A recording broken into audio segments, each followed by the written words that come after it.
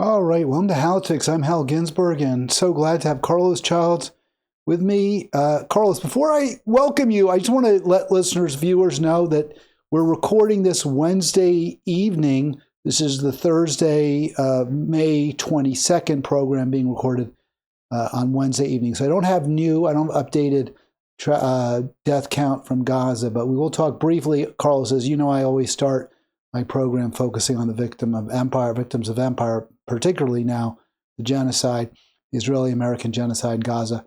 Before we get to that extremely depressing topic, how are you doing today?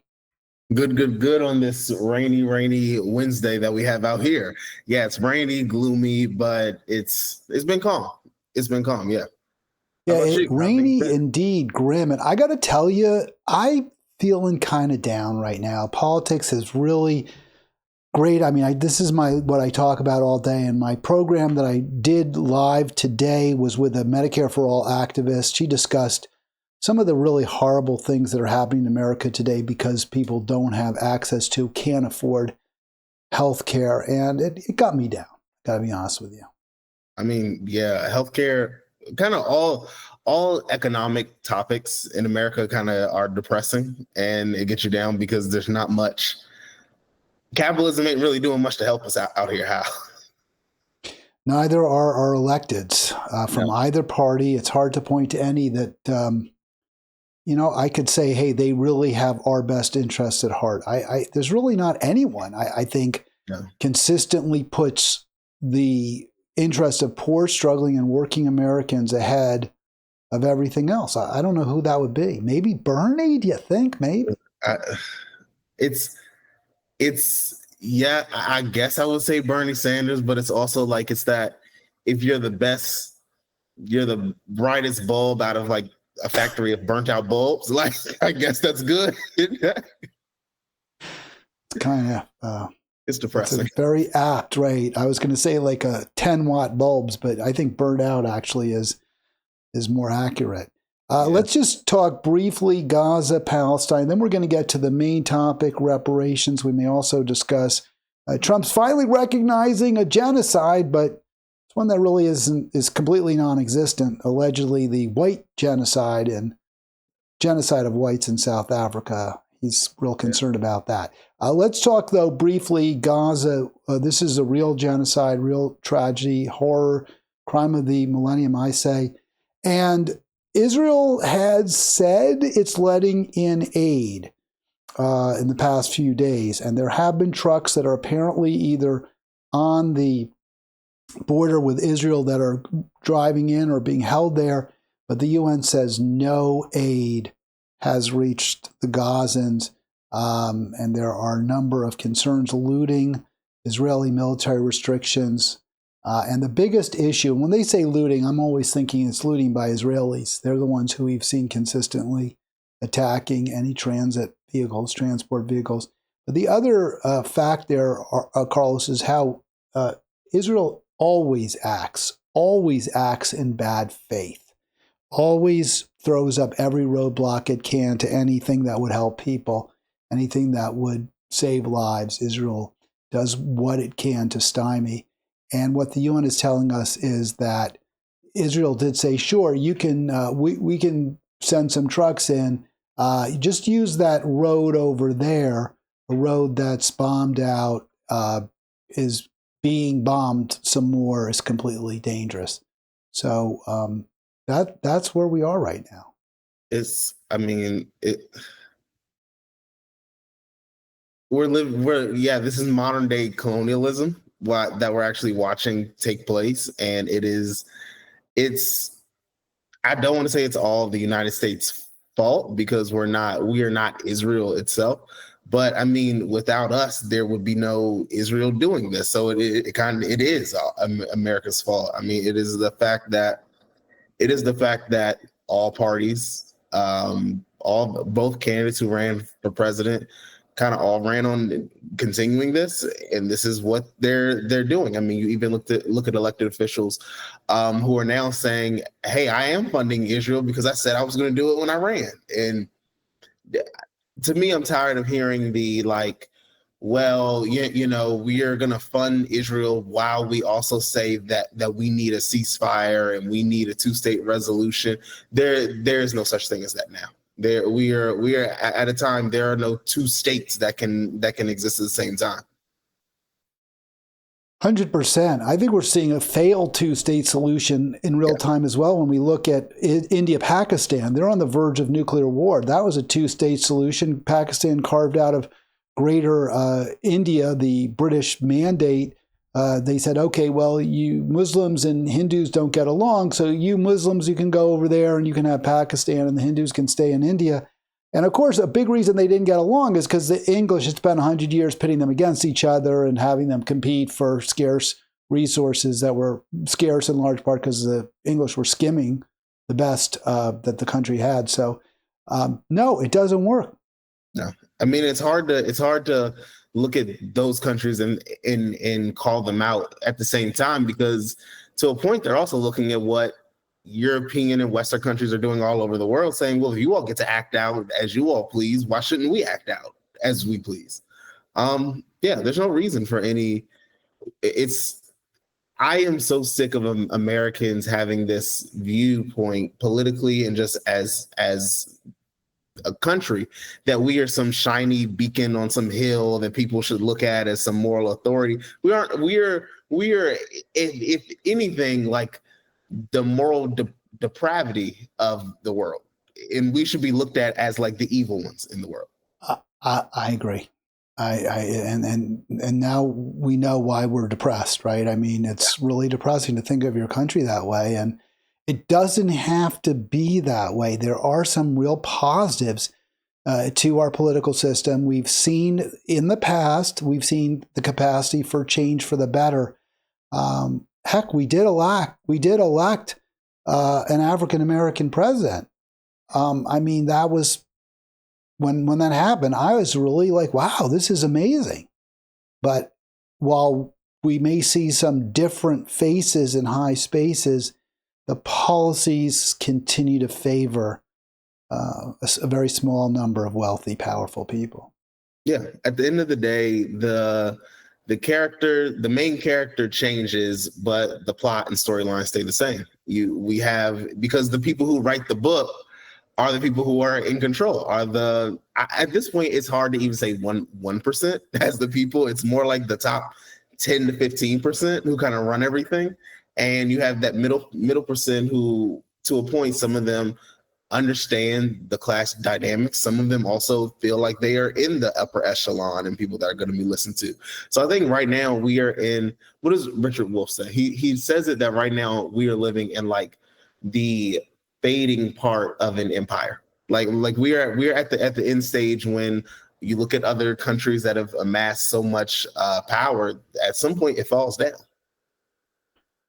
Writer activist Carlos Childs with us. It's always great to talk to Carlos. It's always great to see Carlos, even if the topic is not the happiest.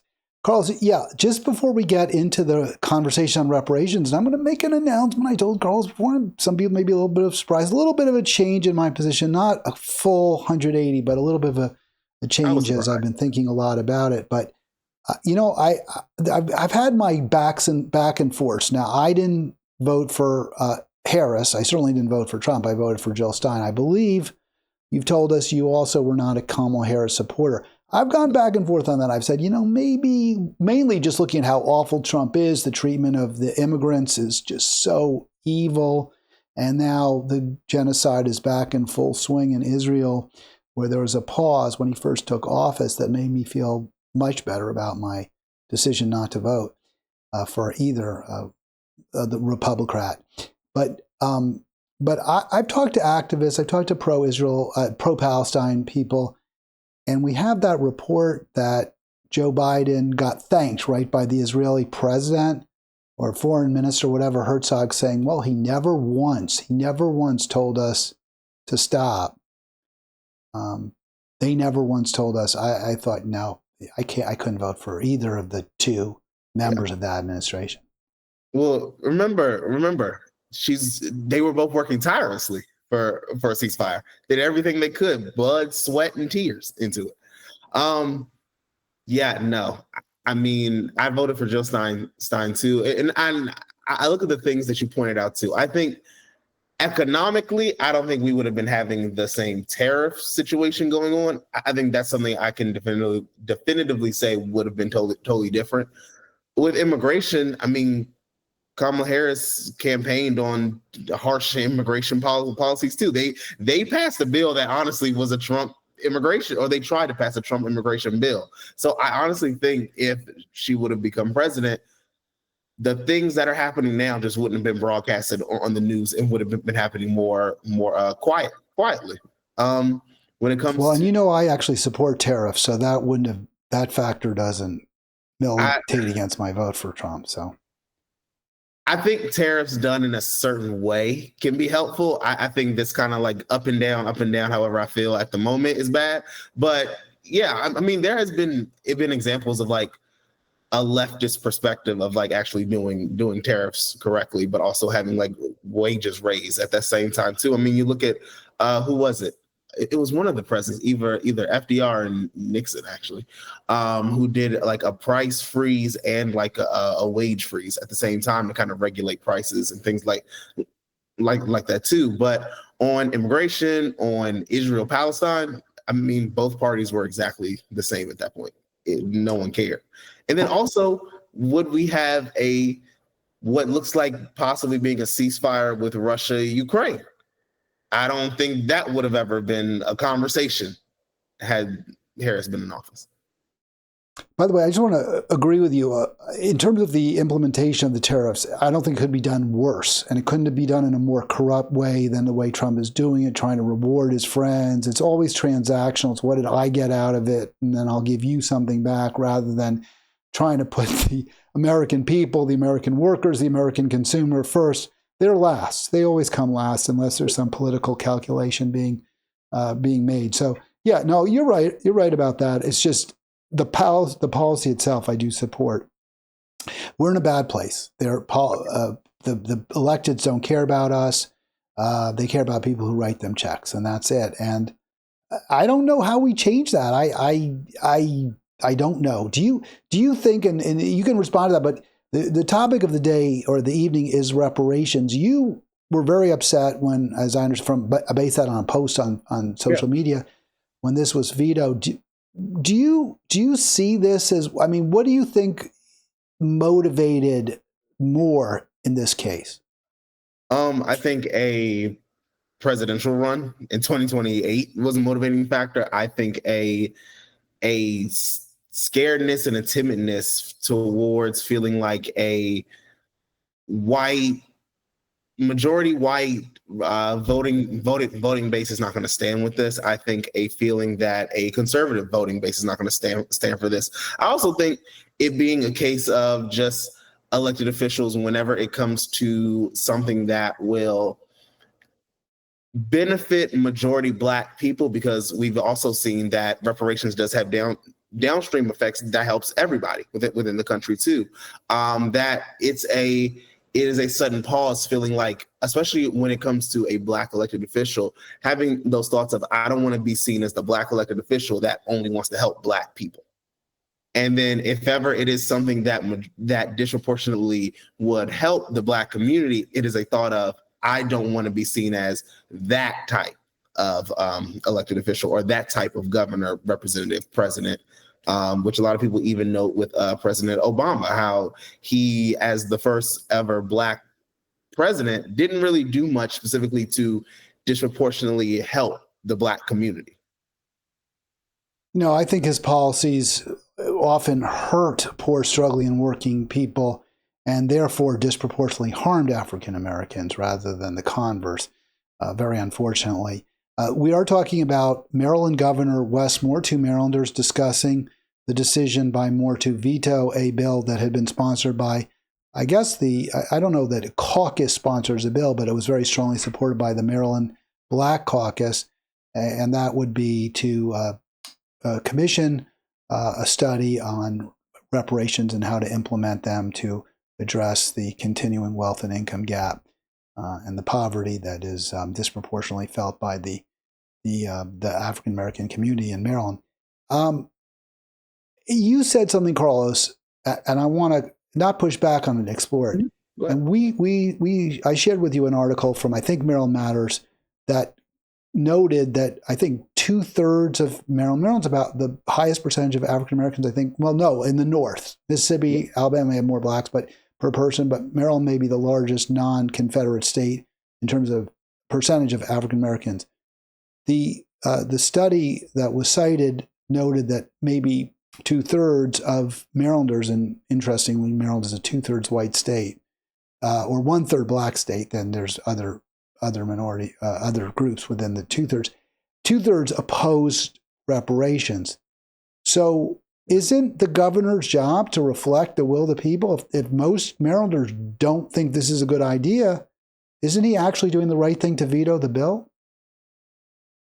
No, I would say no. Well, one, this was not a reparations bill. Like this was not a bill that would implement reparations. This is a bill to study not just only partly feasibility, what it would look like, what would reparations consist of, what are some programs that can be changed or implemented too. So I wouldn't call this a reparations bill. I would call it a study bill on reparations. But I would also say you've had in the past things that are unpopular that people did because they were right, and also you have certain constituencies that will be helped throughout legislation too. You could see some of the bills when it comes to when you look at certain states that are more pro fossil fuel companies, like Pennsylvania.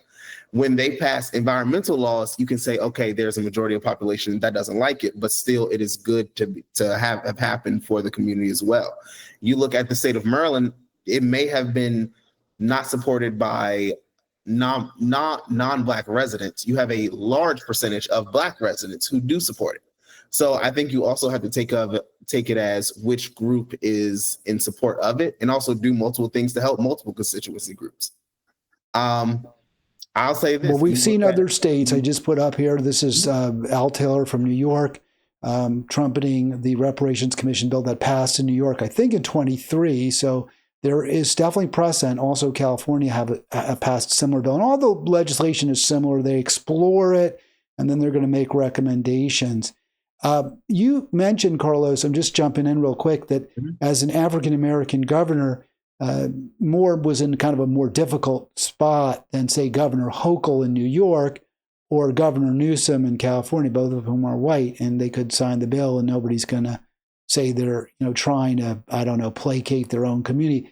But doesn't Moore put himself in a tough spot also if he signs the bill? Because as I understand it, he's very wealthy. He was a successful in finance, and he's probably worth many millions. I don't know the exact amount. Wouldn't he run the risk of people saying, hey, he's pushing a bill that will pay him money? So I'll say to the first part, I do not think it is a hard situation for him to sign the bill. I think that is a manufactured belief, just within the political system. I think if Westmore would have signed the bill, I think that there would have been so much more praise towards him than there would have been outright negativity towards it. And I also think that it is our own political imagination within this country that Black elected officials cannot do as much for Black people as white or Latino or giving your or whatever the racial demographic it is as the governor. What I would also say to your second question is that we all know that there are exceptions to every rule. There are some Black people who are very, very, very wealthy, who are able to game the system, who are able to have different resources and different benefits. But when we're talking about reparations, we're talking about the Black community as a whole, which is disproportionately on the negative side when it comes to any issue throughout the country and throughout the state. When you look at people who are homeless, when you look at people who are facing medical debt, when you look at people who are facing poverty, it is always disproportionately Black people who are affected. Even things like education rates. Even when we look at Maryland colleges during this a lawsuit that came out years ago, that Black Maryland or HBCUs were actually underfunded than the other colleges within Maryland too. So we see that there have been disproportionate effects. So I think that that is something that can always be used as some way to say, okay, well, you have X, Y, and Z rich black person, so everything's fine. But we also look, well, why is the majority of our race always disproportionately impoverished too? Well, Andy Ellis from the Green Party, he's running for governor. He was on this program. We discussed the bill. He is, like you, a very strong supporter of it. He made the point that, and let me just say right now, I've come around to a position where I do support the bill. I would have voted for it. I mean, I might not have, because at the time it came before the Assembly and the Senate, I was not supporting reparations. But the more I talk to people like yourself and Andy, and I think about it, I've come around to the position that it should have been passed and that Governor Moore should have signed it, and he was wrong not to sign it. And I take that position because it would indeed alleviate suffering. It would indeed improve the quality of life for many poor, struggling, and working Marylanders, and that, to me, is worth it. Now, there are issues I have concerns about. One point, and Andy Ellis made a point about this that I want to explore, that the legislation, because the commission is tasked with recommendations, it wouldn't necessarily mean that the state cuts a check to every descendant of slaves, right? And I was thinking, even like the Obama family, if you did decide to do that, Obama wouldn't be eligible because his father is Kenyan and his mother is white, so he wouldn't be eligible. But the daughters would be, and his wife, and they're obviously quite affluent.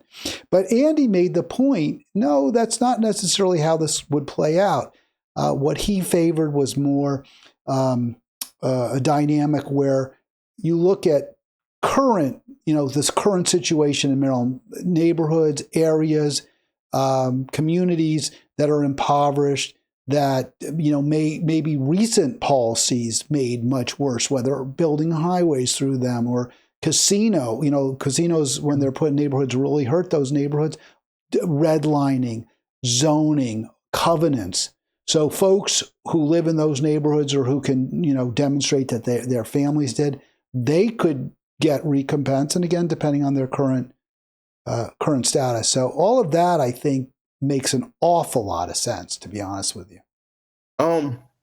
Yeah, I agree with all that you just said. I think there also should be a look back from slavery and then look forward.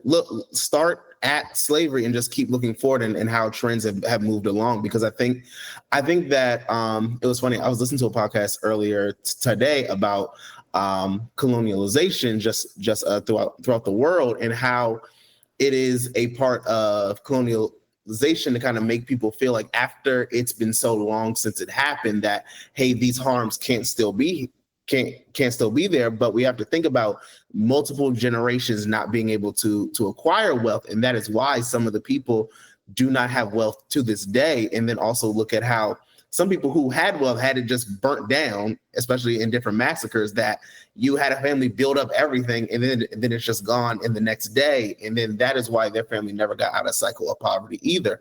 I would also say that exactly, the reparations study never specifically said everyone will be getting a check. Again, it's just a study. And second of all, it may say that people shouldn't get a check. It may say that these programs should be implemented.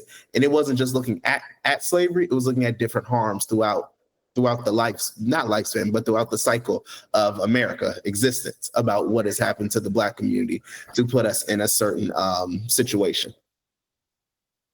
What would be your response to a poor white or poor Asian, poor Latino who says, hey, I get it.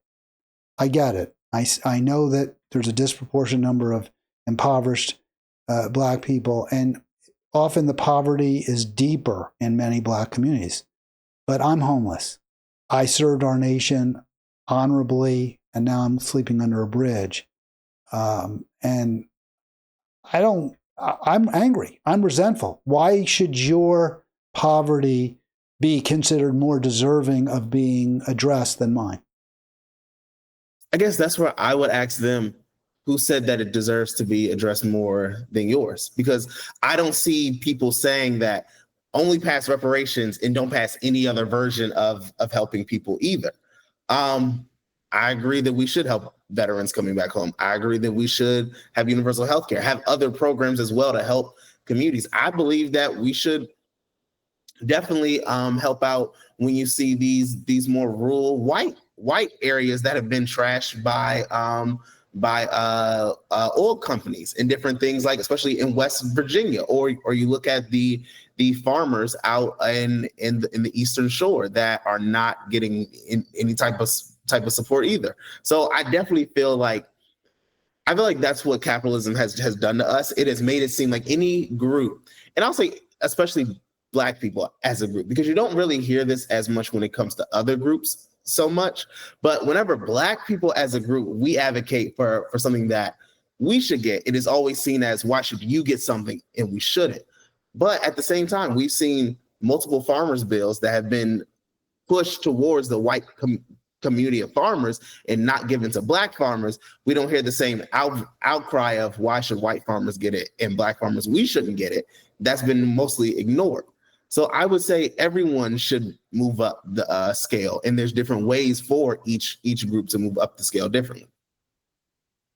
Yeah, I think that's right. I think you're correct 100%. I guess what I would also like to see from the Black Caucus, especially since they're pushing this bill, what I would have liked to have seen is also them supporting, say, the Sheila Ruth Healthy Maryland Act. I mean, that to me is very disappointing. I mean, that anyone, I'm not singling out the Black Caucus particularly, but every caucus, I think that if they had come out and said, hey, we are for this, everyone should have health care, period, end of story.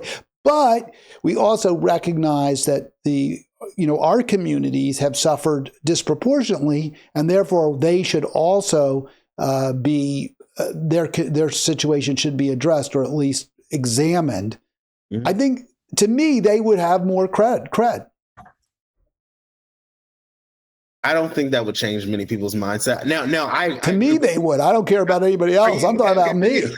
Because I'm a little suspect. I'm like, why didn't you all support Sheila Ruth's bill? This would, in fact, improve without question, guaranteed health care for all state program would make life disproportionately more tolerable for the poorest in the state. And those are disproportionately Black people. Some no, but of course, but some yes. So that 100% agree with you. I honestly am a little suspicious when I saw that. So I 100% agree with you. Everybody, that bill should have been passed from the first time Sheila Ruth put it up. So it should have been passed. I think it is sad that not just the Black Caucus, every caucus, 100%, 100% had to support it. And I'll say the sponsor of the reparations study bill on the Senate side, I'm blanking on the House side, but was Senator Anthony Muse.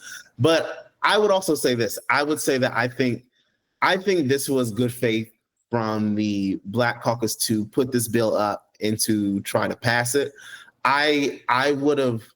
The one thing I'm a little skeptical on is that I believe that for either Westmore did this and didn't tell anyone he was thinking about doing this, or there were rumors and words that people, or just rumors and different conversations that people heard, hey, he might do this.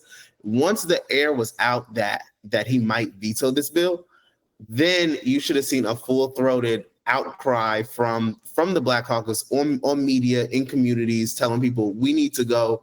And I have a rally saying that, oh, I know he's going to pass this, saying that no, he's threatening not to pass this. And I also think too that this goes back to elected officials believing Black people's votes are kind of, I wouldn't even say for sale, they're for free.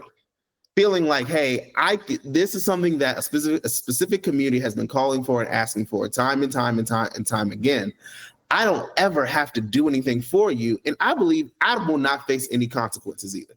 Because the one thing that was also kind of just irritating about this whole thing is that for Westmore to veto it, he could have either signed it or not signed it and let it just go into law and just say, hey, I just don't want nothing to do with it. But to veto it and then use the excuse to say that, oh, we don't need another study, Well, we didn't hear you during the General Assembly session saying, I just want reparations legislation. Not saying, hey, I just want you all to change where the money goes in certain communities and do certain programs. All we heard was, I'm going to sit here, let everything go. And then out of nowhere, I'm going to say it's done. And I understand some people who have, within my Facebook posts, have commented about how we don't need another study bill or another study bill. To me, this study bill was actually needed because it would actually examine what are the actual funding mechanisms. How are we going to fund this? Where should the money come from? How much money should be given to what programs, to what different tax laws, different tax property taxes given back. Just look at different mechanisms for it and put actual numbers next to it. And I think that's one of the things that we don't see enough, is that people say, well, let's just pass reparations. A lot of times we need those actual numbers so we can put bills up for that as well. Well, I agree with that too, Carlos. I think a couple things. One, and I put the headline back up there because Moore was like, hey, we don't need another study. We just need to have the work itself done. We need to have, I guess, payments made or some type of reparations made. But he doesn't provide any examples of it. Like you said, he hadn't come out and said he supported it. So I think that's a load of crap from him, to be perfectly honest with you. And I also do agree with you. I think the idea of a commission makes a lot of sense, just like I think it makes a lot of sense in Healthy Maryland. These are complicated transfers of wealth and just spending, taxing and spending are complicated questions. There are going to be winners and losers. There's just no question about it. So let's make sure that the people who benefit from the bill are the ones who should benefit, who are the intended beneficiaries of it, and that those who are going to pay are the ones who are currently, living large, who are doing well, who actually are the ones who benefited from a truly unjust system for over centuries. Exactly. So I think you nailed it, Carlos. Thank you. I mean, yeah, it could even be companies that are fine because they have ties to certain institutions and programs.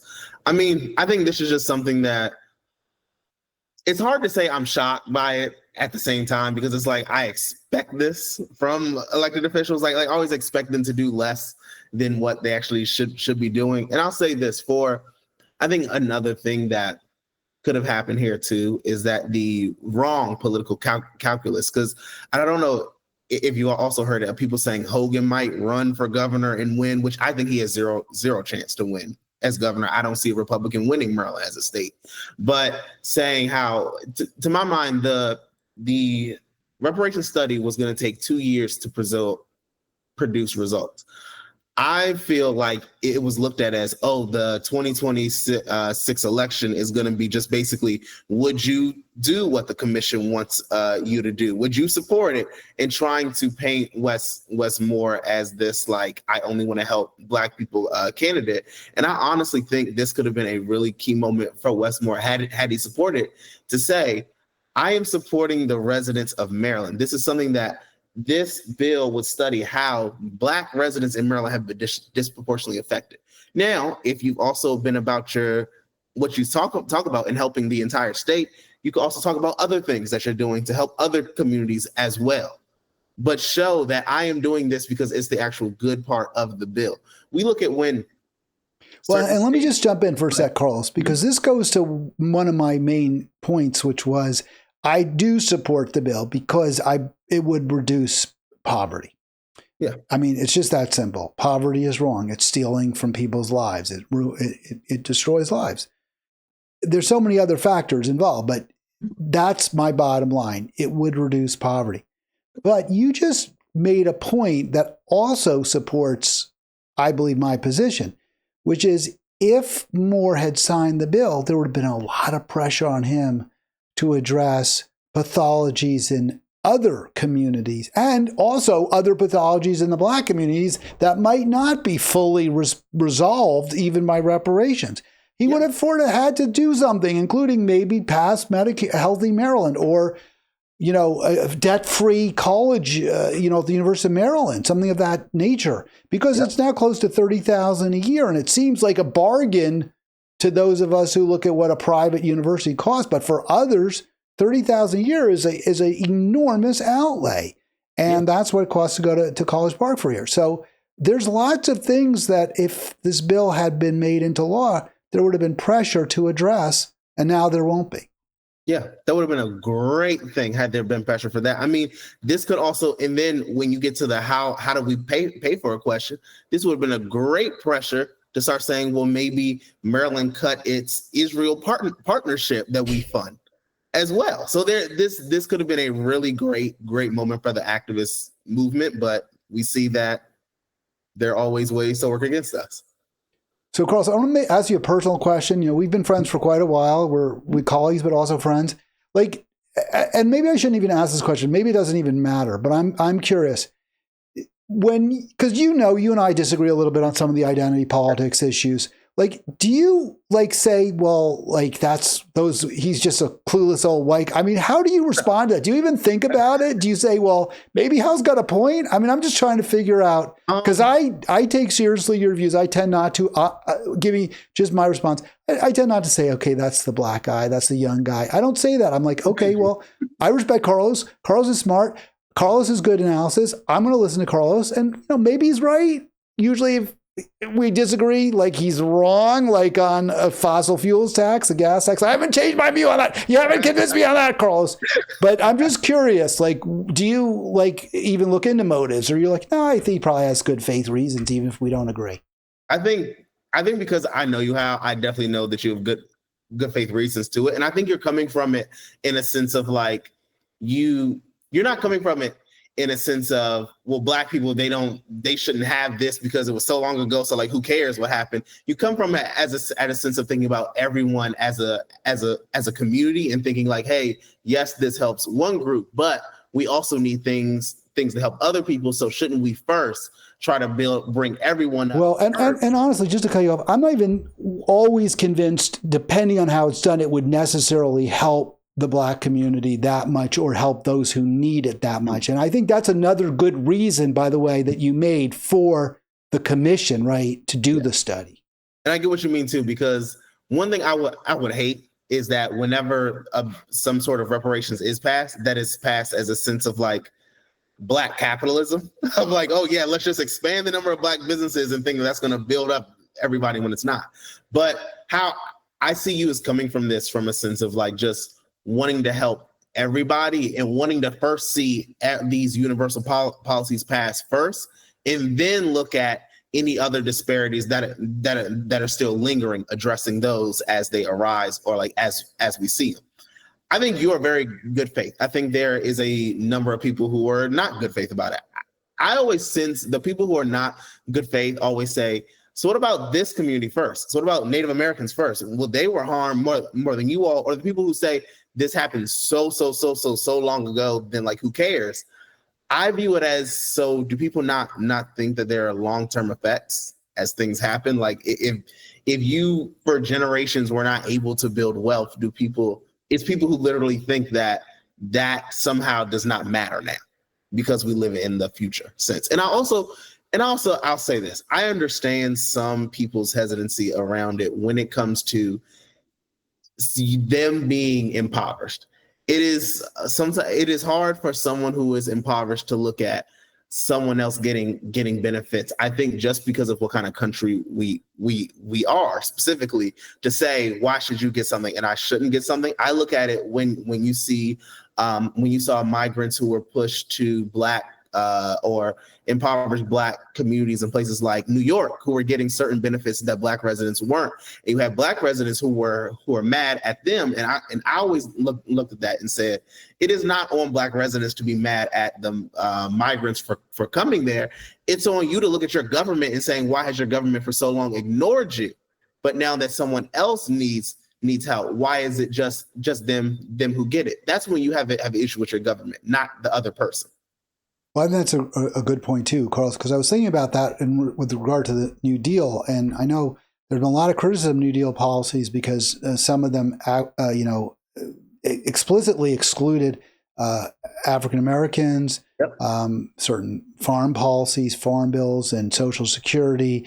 The occupations that were not covered by Social Security were jobs that were generally even the black GI filled, right? Like Pullman yeah. Porters and the like. So GI Bill that too. was terrible. Yeah, janitorial service, but it was terrible. But in the end, it led to better, outcomes even for African Americans because the bill was expanded and the policies were, became more inclusive. And I thought a lot about that too when I was considering, the position I was taking. And I do examine my biases. I'm trying to think, well, maybe it is because I'm white. I don't know. Maybe that's part of it. I don't know. And I'm not rejecting it, but I was curious what your thoughts were on that. And I'm glad you see me the way I want to be, which is who's trying to come up with the best answers. Say again? If I ever think you're wrong, I'll tell you, nah, you're wrong, Hal. No, let's talk about it. Let's figure out. Oh, I know. Oh, we're honest with each other for sure. I just was curious what you thought. So we're sticking a little bit more on race. Obviously, reparations and race are intimately tied together in this country. And, we were talking about, in terms of race, we had a woman of color in the last election and she lost to Trump. And I think it's very fair to look at Trump's record and say, this guy probably a racist. We don't know what's in his heart, but his policies suggest, his rhetoric certainly suggests he holds white people in higher esteem than other folks. And yet we didn't vote for the woman of color and we don't even regret not voting for her. And what that tells me, Carlos, is the Democrat Party has a problem because they really do nominate terrible, terrible people if they're so bad that we don't even regret not voting for them. Yeah, the Democratic Party and the Republican Party have nominate the worst people and happy to do it. And they do it with a smile on their face and a skip in their step. They lie to us. Oh, she's working tirelessly. Kamala Harris knows what you're going through because she lived it herself. Remember, she's a middle class. She grew up with middle class parents and next door to a business owner. So we're all. I love my small businesses. How stupid does AOC? This is. I just want to pull my hair out. I can't take it. I go crazy. Yeah, it is sad. I mean, and the problem is that both sides are the same on almost every economic issue, social issues. You see, I wouldn't say a big difference either with that, depending on what the social issue is, because a lot of times they kind of just waffle with each other on how far they actually go to help people or hurt people. So, I mean, two sides of the same coin, and the coin is full of rust. Like we're not getting anywhere. And I can't. Well, you see this is a really amazing story. There's so much suffering and so much pain around the world. And so Trump's championing the white victims of genocide in South Africa. And of course, South Africa, one of the most unjust systems for 30, 40 years, the apartheid system. I'm not quite sure how long. Maybe it was more like 60. I'm not sure how. It was started in the 30s and 40s. I mean, it was always racist, but got worse and worse and finally dismantled around 1990. There's no white genocide. This was examined in full. Sure, some black South Africans, frankly, probably do hate whites, and they have called for violence, but they're not in power. They don't have influence. This isn't happening. And whites in South Africa remain disproportionately wealthier. It's true, the president and the governor is mostly black because the majority is black, but the property, the wealth is still mostly in the hands, very, very much in the hands of white people. Most white people in South Africa, by the way, most white South Africans are fine. They don't want to leave. Yeah. There's a few of these Elon Musk neo-Nazi types, and I don't like to use that term, but I think in this case it's fair, who are complaining and whining. But it's just absurd. I mean, does Trump believe this? What do you? We can't get to this head. What's going on here? Is this a stop to racist, Carlos? I'm doing all the talking. Jump in, please. I mean, you did a lot of talking, but everything you said was right. So I can't even disagree with you. I mean, it's crazy. I just looked it up. Black South Africans make up around 82% of the population. White South Africans make up around 8% of the population, but that 8% is the wealthiest percentage of South Africans. And to me, not for them only to be that, about, what is it? 4% of all, no, what, 90% of all farmland is owned by 4% of white South Africans too. South Africa has, yes, it has gotten out of apartheid. It's still kind of ran in that de facto apartheid state when it comes to wealth within the country. And they should have reparations. Maybe they have had some, I don't know, but there's not enough redistribution.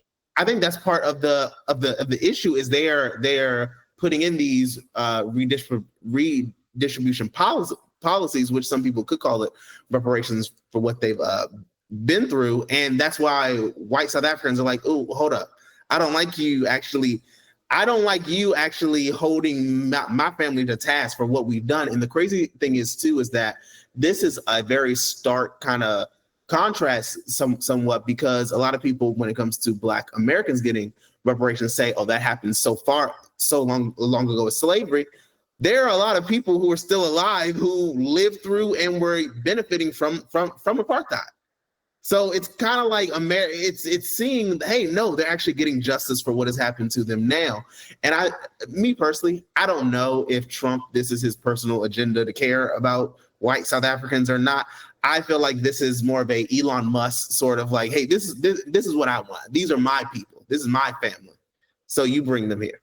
And also it's crazy to me because of all the horrific immigration stances that Trump takes, and that wing of the political system takes, to see them now happy that we're inviting white South Africans as refugees, not as just saying, hey, if you want to immigrate and move here, you can, but saying like you all are being genocided within some of the wealthiest people. You're being genocided. Well, and again, there's no clamor. There's no group outcry from white South Africans. Please let us in. I mean, it's absurd. Again, we're living in topsy-turvy land. It's bizarro world. It's very, very unfortunate. And I will say this, most Americans, I mean, it's bad. We don't like it. I think most Americans right now, we're at a place where most Americans, they just want to have enough money to pay the rent. They just want to, if they feel like Trump's policies have made life a little easier for them, they're going to vote Republican again. That's the sad part about it.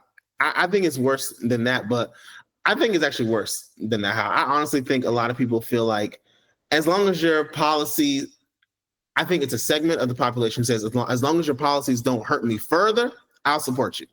And then I think the majority of the population honestly feels like we're not going to get better economically at all. So I'll just take my pick of a social issue and I'll stick to that.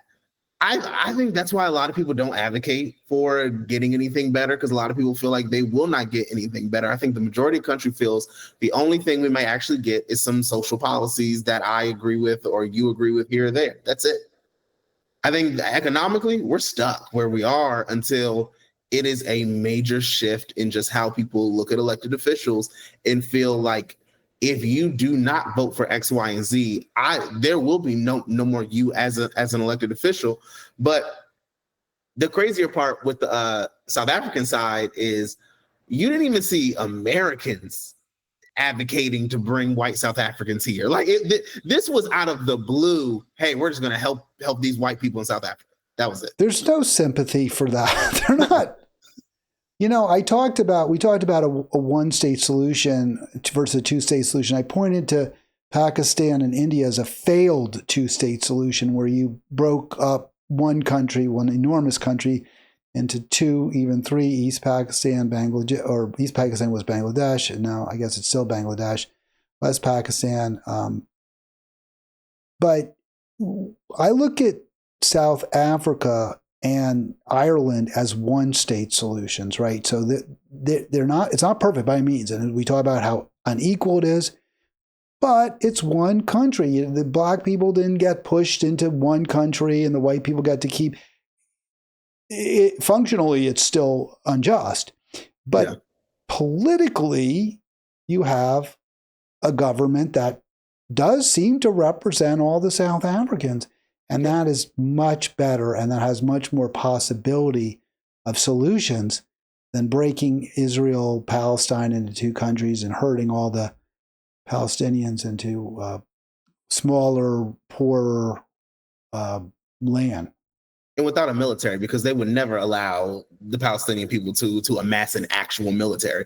But I look at at least around South Africa. I'm not really as sure about Ireland, but in South Africa, if it was two countries, you would legit have one of the smallest probably countries in the world of only 7% of the entire population of South Africa. They could probably inhabit two towns and call that into a country too. But I also look in, a lot of people have even criticized the ANC, the dominant political party within in South Africa, for not doing this a lot sooner. Not the moment apartheid ended, putting in some of these reparations, repair policies and redistribution to make sure, hey, we're going to do this now, so down the road we don't have a bigger fight on our hands. I know with Ireland knows what it feels like to be conquered, so that's why a lot of them are in support of Palestine, because they're like, hey, we've been colonized by the British people. Yeah, no, it's true. But the war between the British, the English, and the Irish pretty much ended once the English said, okay, forget it, we're getting out. We're just not gonna, they had a referendum in Northern Ireland, and I guess the Northern Irish voted to keep some English there, but they totally took their foot off the boot of Ireland. They just said, you're independent. And it's much better. I'm not saying it's perfect, but it's much better. So when you stop colonizing, as you said, when you don't use a top-down approach to separate people and make your own decisions, the results in the end probably are better. But you're right. Yeah, South Africa has terrible problems, but I still see some possible light at the end of the tunnel because there's self-governance and it's now politically, there's no more apartheid. People vote. Yeah. They get to choose their leaders. Yeah. When you were talking, before we go over to the next topic, even look at South Korea and North Korea as a version of a two-state solution and just see how tumultuous it is. It leads one to wonder, maybe if it was a one state, hey, you all have to live harmoniously together, it may not be a dictatorship in North Korea. It may not. Well, and South Korea's got terrible problems too. Wasn't the president, I haven't been following the story there, but I guess he was arrested or there was a threat of it. And tried to have like martial law or something go into effect and take over as a dictator. Yeah.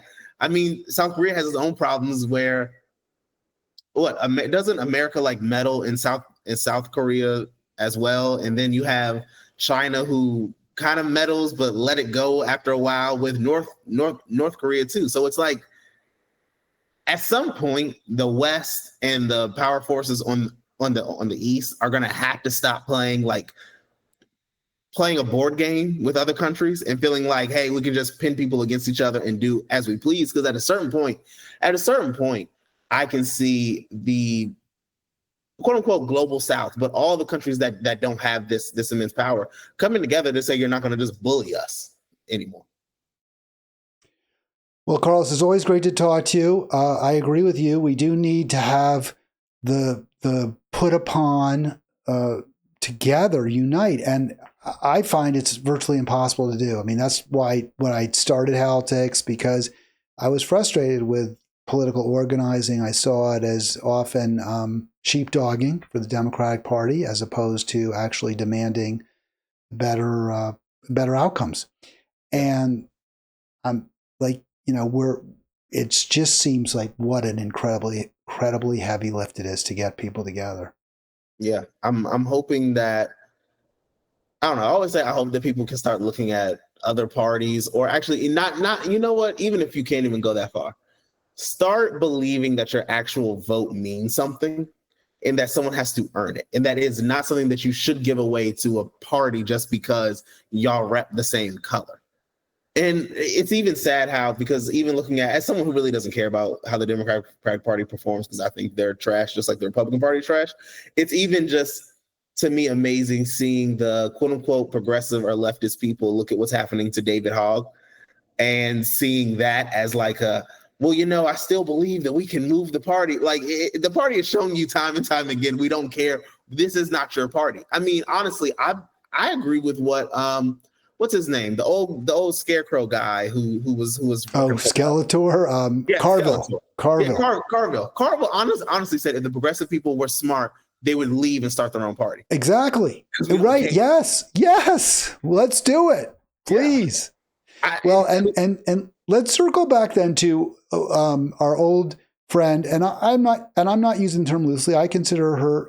I don't know that she knows exactly who I am. She probably might recognize me, but we're seeing Senator Nina Turner going out there, and she's getting a lot of criticism from the hard left, from the anti-democratic left, for supposedly because she hasn't united with the Greens. She hasn't united with Workers Strike Back. Is this what we have to do? I mean, I sort of say yes. I'm not upset with Nina. I respect what she's doing. I think she's doing the best she can. But I do want to see us coalesce. And she's the most outspoken, right? Like the others, there's some other groups like, okay, the Bernie AOC, forget it. Throw them out because they're out there making excuses.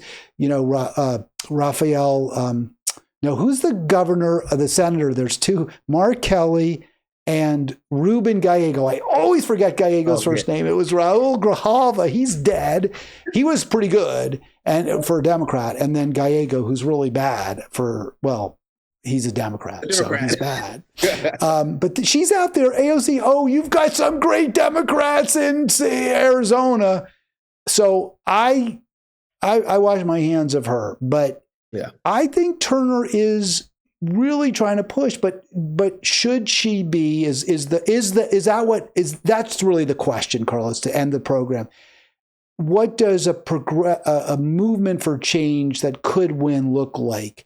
Is it where people of good faith, like I think Nina Turner is, the Green Party and others, where we join together? Yeah, I think I've always said this: if we don't join with the Green Party, then at least let's take over the Green Party then. At least let's say, hey, look, thank y'all for getting ballot access like you all have. Now we're going to actually take over you all's party and actually make it into what it needs to be to actually win. I mean, to me, though, I think it is a lot of people whose personal financial interests are tied in with the Democratic Party. I think people do not like the thought of not having the same clout that they do with the Green Party as they currently do with the Democratic Party, which I also think is a false pretense too, because I think Nina Turner would have more credibility if she actually worked to build up the Green Party. If the Green Party was seen as a actual third party within this country, they would have more clout within themselves, because they would be also almost king and queen makers of Democratic Party. Do you want to lose every election? Because we can make that happen. Or you need to start doing this. Or saying, hey, do what they did back during the Civil War times. The Republican Party took over where the Whig Party was, and they fell. I feel like, honestly, now is a great time to have the fall of the Democratic Party for a new party. I think midterms are going to be something that people can really look at and say, wow, the Democratic Party has no chance of coming back. If they don't come back from the midterms, what future does the party have? Carlos, what you said, I totally agree with. I think it would be so great if people with stature, especially on the left, people like Nina Turner, or frankly, Dr. West, Cornel West, and he said, no, I'm not going to do it. Or even groups like that we've been associated with, like Our Revolution, that have a certain following, have a certain amount of ability to fundraise. If they would say, yeah, we're going to help build this alternative to the Democratic Party, I think it could really make a difference. The nurses, why don't the National Nurses United do that? I talked to a political director over there, and he was laughing at me when I said, because I said to him, I said this to the guy at the launch with Jayapal and Dingell and Sanders. I said, isn't it time for a plan B? And he looked at me, what are you talking about? He said, well, the Democrat Party ain't going to bring you this. We know it. Isn't it time that we look to alternatives? And he was like, I'm listening to this. I said, you asked me what my plan B was. Right. I'm just telling you. Well, I want to hear what they have to say. He got all pissy. So, or what's her name? I wish it weren't the case, but these institutions and certain big names really can move the needle. I don't think they should. I think the arguments that you and I make should be enough. But They're not. I mean, look at I'll always forget her name. The lady with the flight attendants union. She openly talks about how capitalism is a horrible structure. Push another party. The Democratic Party isn't it. But she doesn't do it. She won't do it. I mean, it's sad to say. I mean, and also to me, I don't know how many signs, quote unquote, progressives, and I really don't give any stock into the word progressive now. Amy Klobuchar is considered a progressive, but it's like, how much do the progressives need to be told that no one cares about them within that party? I mean, Jerry Connolly just died today. I was thinking about that. I know. It's not really funny, right? We shouldn't be laughing. I mean, to me, that's what they said to AOC. We'd rather have a dead man leading our caucus in the House. We prefer a dead guy to you. That's what they said to AOC. And what did she say? Okay. Bernie and I are going to tell everyone how great you all are. Yeah. Please vote for whoever the hell we put up at some point. And I mean, honestly, it's laughable to see. And I think this shows what the difference is between actual leftists and fake progressives, is because progressives are also championing people like Jasmine Crockett, or they just want now just reactionary people. And I'm like, hooray for Jasmine Crockett, the Zionist cryptocurrency corporatists that we have.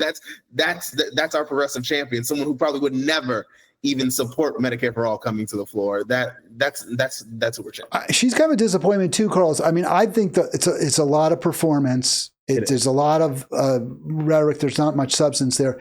She came in. She, I think, had some real chops in the state house in Texas. Maybe I'm wrong about that, but I think she was perceived as a real Democratic leader, and she spoke out, pretty well against what the Republicans were doing. But now she's just sort of like, make a spectacle of myself and people will fall in line. And they sort of do. Like, she's kind of a bit of a hero now. Because, and this is where I hope Bernie Sanders knows that what he tried to do failed, because this was not a issue-based movement. This was just a, we don't like Trump reactionary movement that populated. And the term progressive now does not mean you support these universal socialist policies. It now just means you don't like conservatism, or you don't like the Republican Party. That is the new term for a progressive. It's anti-Republican, which is sad. I mean, it's just Democrat. A Democrat really isn't even anti-Republican, honestly. Democrat is just another party that will pass Republican policies when Republicans aren't in power. Yeah, I don't. Hakeem Jeffries and Chuck Schumer fit nicely, comfortably into the party of Mitch McConnell. Yeah. To me, honestly, and it's crazy to say this, I would be happier if Chuck Schumer had a 10th of the amount of political savvy, smartness, and power that a Mitch McConnell actually had. 100%. That's the 100%. Republicans, I would rather have Republicans who just have a more left ideology than Democrats as they currently are, because at least the Republicans say, when we want to do something, we're going to do it. Well, Pelosi's got a lot of savvy, and I think so does Jeffries, but they use it to keep progressives down. They use it to prevent progressive policy. Has savvy? I don't think Jeffries has savvy. I think he's there. I think it's hard to become the leader of the party, and I think he looked around and he said, "Hey, if I do what AIPAC wants and if I do what Wall Street wants, I'm going to be in charge, be large and in charge." So I guess he was right about that. Yeah, I'm not sure what Schumer did. I have a question for you as we segment out too. Is, do you think that, even, let's say David Hogg leaves, stays, whatever happens to him, do you think this whole $20 million around getting new people in will be a resurgence of this kind of Justice Democrat view of things? Or I see you shaking. I think it's a waste. I don't think it's that much money, first of all. And second of all, I think it's mostly a waste. And even if you get, so what? So you get a few, I mean, more AOC. It's hard to look at that squad what are you going to get, a Jamie Raskin and a Jayapal and an Ayanna Pressley in? And I mean, I don't know what they're going to do. What are they going to do for us?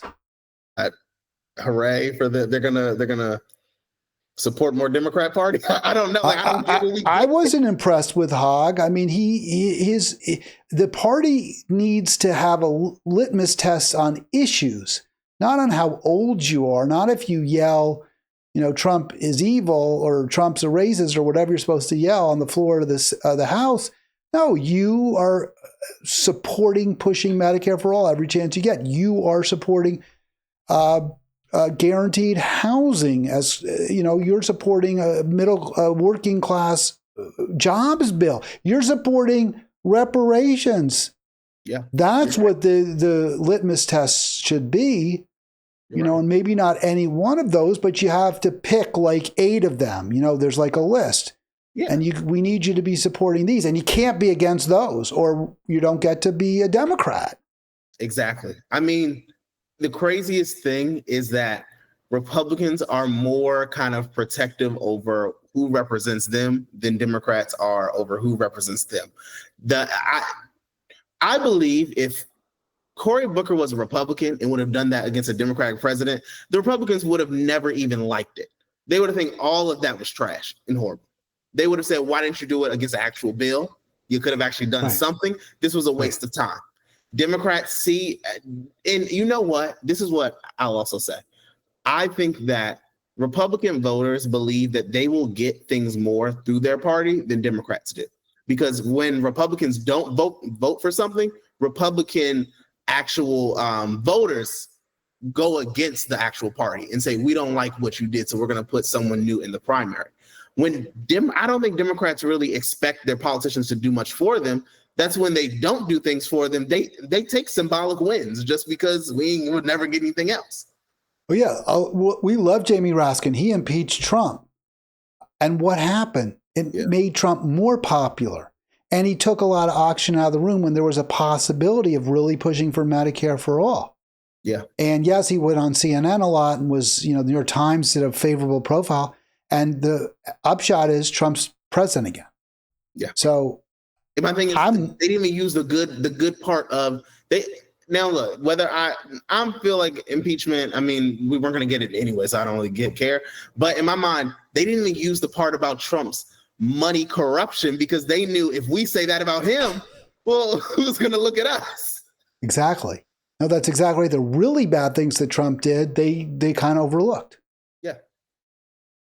Yeah, like how are you going to go after Trump for genocide? You'd have to put Harrison and Biden in the dock too, and they're not going to want to do that. Yeah. All right, Carlos, we're well past the hour. It always happens. We talk a lot and we use up all the time. And I know you got to go. I got to go. I actually have to go watch the Knicks hopefully beat the Pacers. So I don't know what you're going to do, but that's what I'm going to do. Anything, but you do get a last word, although you've had your words, but you get even more of a last word if you want.